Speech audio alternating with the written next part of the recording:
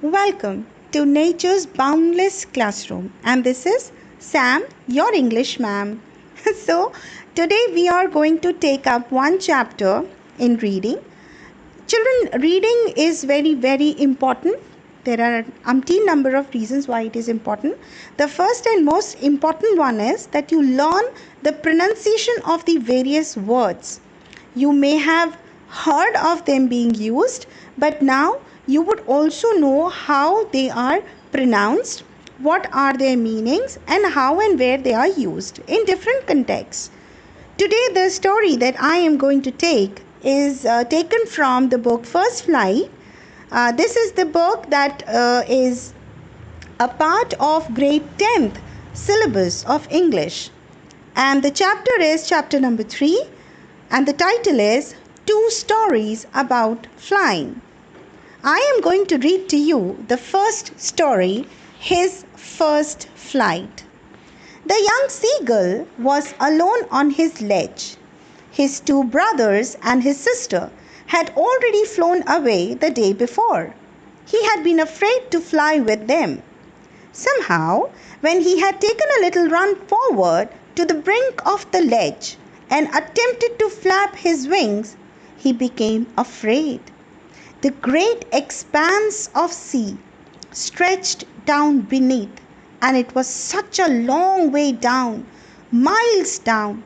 He felt certain that his wings would never support him.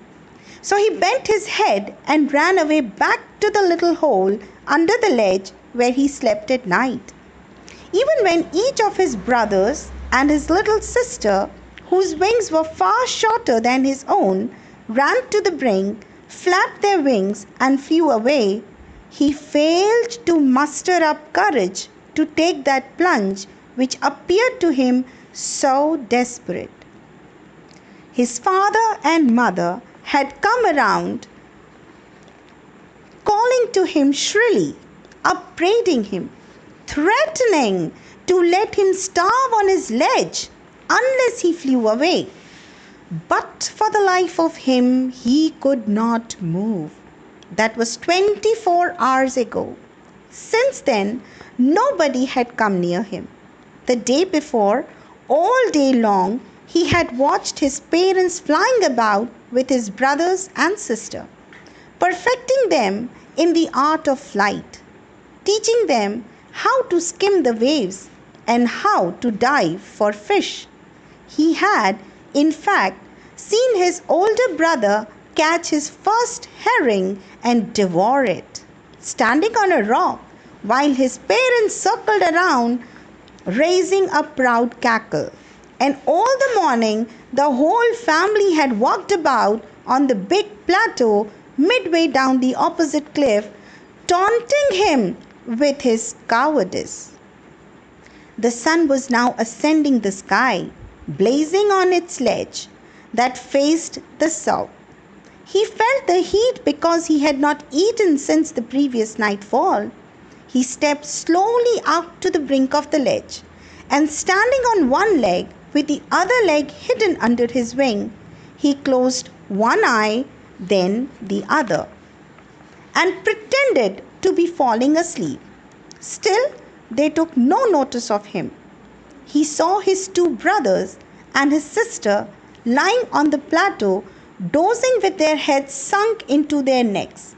His father was preening the feathers on his white back. Only his mother was looking at him. She was standing on a little high hump on the plateau, her white breast thrust forward.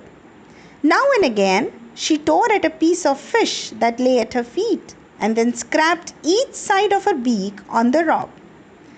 The sight of the food maddened him. How he loved to tear food that way, scraping his beak now and again to wet it. "Ga, ga, ga," he cried, begging her to bring him some food. "Gaw, call, ah," she screamed back derisively. But he kept calling plaintively, and after a minute or so, he uttered a joyful scream. His mother had picked up a piece of fish and was flying across to him with it. He leaned out eagerly, tapping the rock with his feet, trying to get nearer to her as she flew across. But when she was just opposite to him, she halted, her wings motionless, the piece of fish in her beak almost within reach of his beak. He waited a moment in surprise, wondering why she did not come nearer, and then, maddened by hunger, he dived at the fish. With a loud scream, he fell outwards and downwards into space. Then a monstrous terror seized him, and his heart stood still. He could hear nothing, but it only lasted a minute.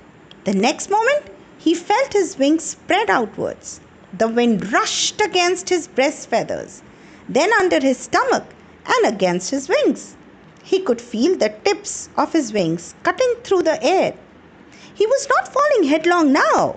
He was soaring gradually downwards and outwards. He was no longer afraid. He just felt a bit dizzy. Then he flapped his wings once and he soared upwards. Ga, ga, ga, ga, ga, ga. Go, go, la. His mother swooped past him, her wings making a loud noise. He answered her with another scream. Then his father flew over him screaming. He saw his two brothers and his sister flying around him, curvetting and banking and soaring and diving. Then he completely forgot that he had not always been able to fly, and commended himself to dive and soar and curve, shrieking shrilly. He was near the sea now, flying straight over it, facing straight out over the ocean. He saw a vast green sea beneath him, with little ridges moving over it, and he turned his beak sideways and cawed amusedly. His parents and his brothers and sister had landed on this green flooring ahead of him. They were beckoning to him, calling shrilly. He dropped his legs to stand on the green sea. His legs sank into it. He screamed with fright and attempted to rise again, flapping his wings. But he was tired and weak with hunger, and he could not rise. Exhausted by the strange exercise, his feet sank into the green sea, and then his belly touched it, and he sank no farther.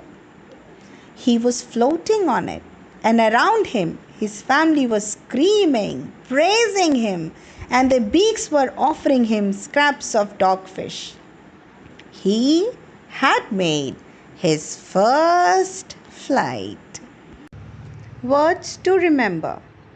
Ledge, a narrow horizontal shelf projecting from a cliff or a wall. Brink, edge or border. Upbraiding, scolding. Skim is to move lightly just above the surface of the sea. And herring is a soft-finned sea fish. Wet means to sharpen. Curveting is leaping about like a horse. Plaintively means in a sad way. Hump means a round raised area. And doze is to sleep